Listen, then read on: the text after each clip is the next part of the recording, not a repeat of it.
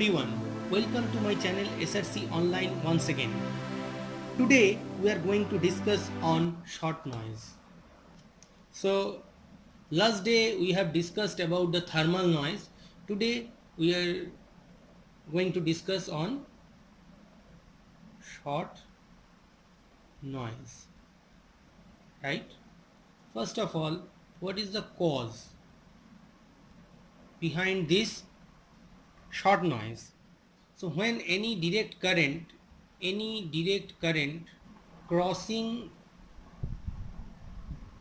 a potential barrier in a random fashion, that results in a short noise. So when any direct current, that means always when a DC cross a certain potential barrier in a random way, it basically generate short noise.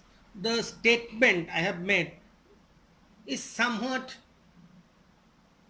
not understandable so far. So to understand this point very clearly, I will give you two analogy, right? So first is analogy 1. So this analogy will help you to understand what is short noise, right? So first of all, analogy 1, in this analogy what I will do, I will perform a coin tossing experiment. So what I will do, I will toss a coin, right? So what is the probability of occurring head? Tell me. It is 0.5. What is the probability of occurring tail? It is 0.5. You know it, right?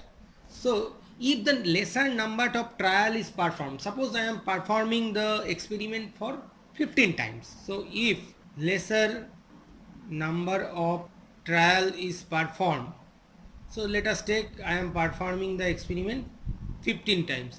So let us take head occurring 10 times, tail occurring 5 times. It may happen if the number of trial is lesser, right? So then what we can see, what is the probability of occurring head? It is 0.66, and what is this? This will be 0.33. So basically it fluctuates from its mean value 0.5. So it is not 0.5, it is 0.66 or 0.33. So is this statement wrong? Actually no. So if you perform higher number of trial, if you take higher number of trial, if you take higher number of trial, so that means if you perform the trial 10,000 times, so if you perform 10,000 times, suppose head occurs 5,010 times and tail occurs 4,090 times. So 4,000, it should be 4,990 times. So then you can see probability of occurring head is almost equal to 0.5. Yes or no? Probability of occurring head is almost 0.5. So that means, tell me, where the fluctuation is higher, is it at the lesser number of trial or at the higher number of trial? So here the number of trial is higher. So where it is high, so you can observe fluctuations. This is very important. Fluctuation is there in lesser number of trial. So this is my analogy. In this analogy, what we can observe, the fluctuation always exists at lesser number of trial. Okay, so the next analogy. So I'll give you the analogy 2. What is my analogy 2? In this analogy, I will take a laser. So you know, already you have studied about laser. So this is a laser, and I'll put a wall. This is wall. So this laser rays are coming. This is my laser ray. Okay, this is photon. You can understand photon. This is, I can write stream of photon. Stream of photon. Okay. So now if we see the brightness, so if we consider the brightness, so brightness, when the brightness is high, tell me, when the brightness at the wall is high, brightness is high when number of photon per unit time is high. So brightness is high when number of photon per unit time is high. However, the brightness is lesser when the number of photon per unit time is smaller. So if we consider the number of photon passing through some unit area, number of photon passing through some unit area and unit time, we can see it fluctuates when the number of photon coming from the laser is lesser. Try to understand. If we see when brightness is when brightness is less, the fluctuation is high. What does it mean? Suppose sometime at unit time 50 photons is there, then 59 photons is there, then 69 photon is there, then at unit time 43 photons are there. So this is basically varying. It is not exact, but if you see when the brightness is high, then the number of photon may be 1000, 990, 1010, 1020. So see here the fluctuation is lesser. 10 and 20 with respect to 1000 is very less, but here we can see higher level of fluctuations, right?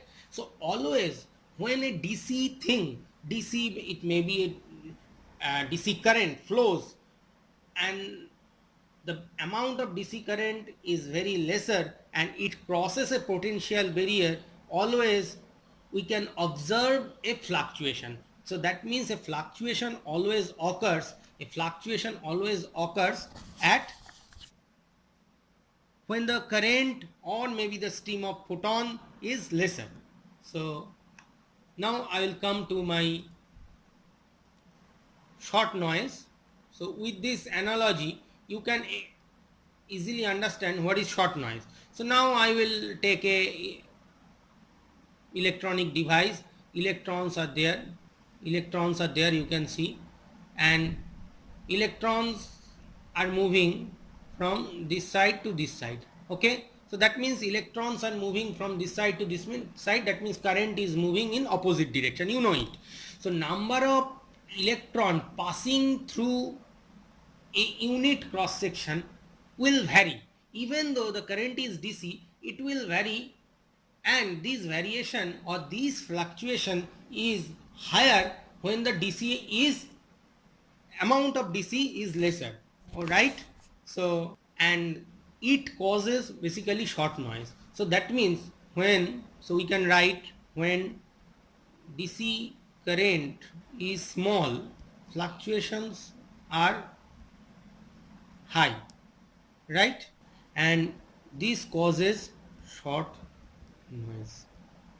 So we can say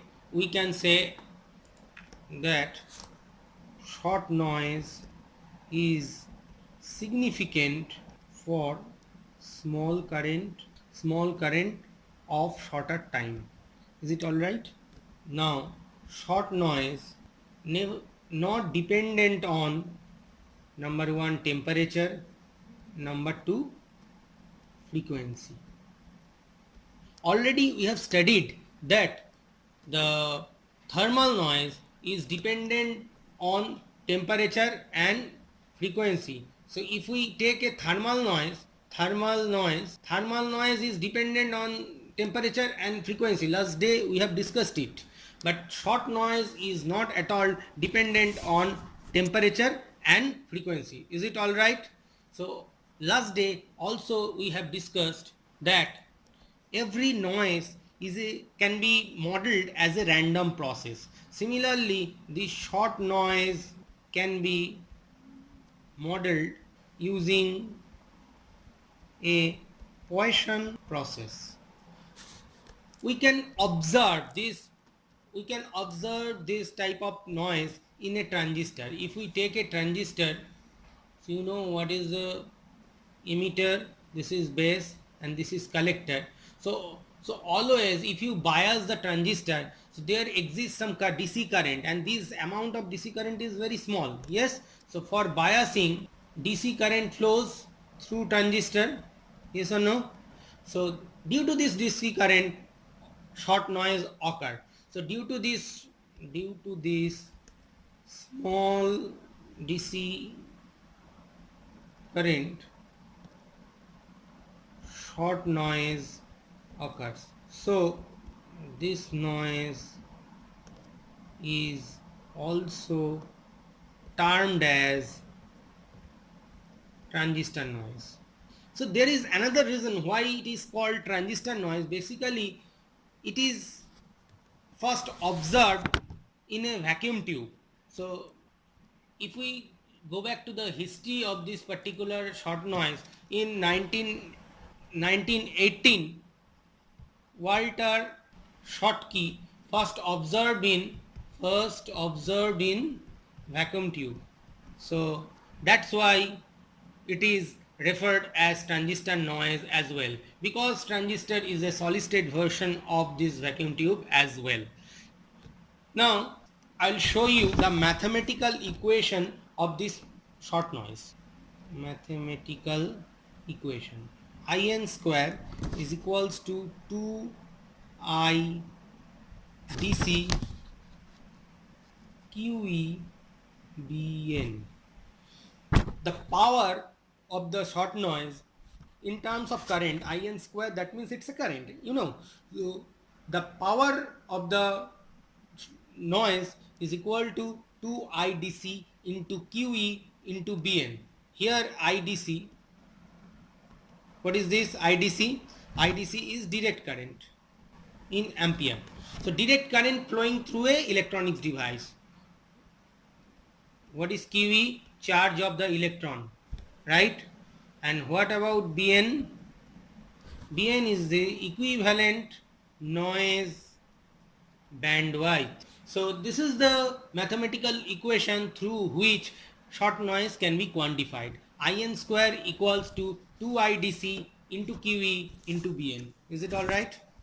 Okay. So now I will conclude this session by giving you a small task. So now if we consider a system, so let us consider a electronic device. So let us take both thermal noise and short noise can be observed in this particular electronic device. Now my temperature is low. Temperature is low. So tell me which noise is predominant. So this is my question. So if we consider a device where thermal noise and short noise both exist at lower temperature, which noise is predominant? So please think on it, and if it is thermal noise or maybe the short noise, please comment in the comment section. Thank you.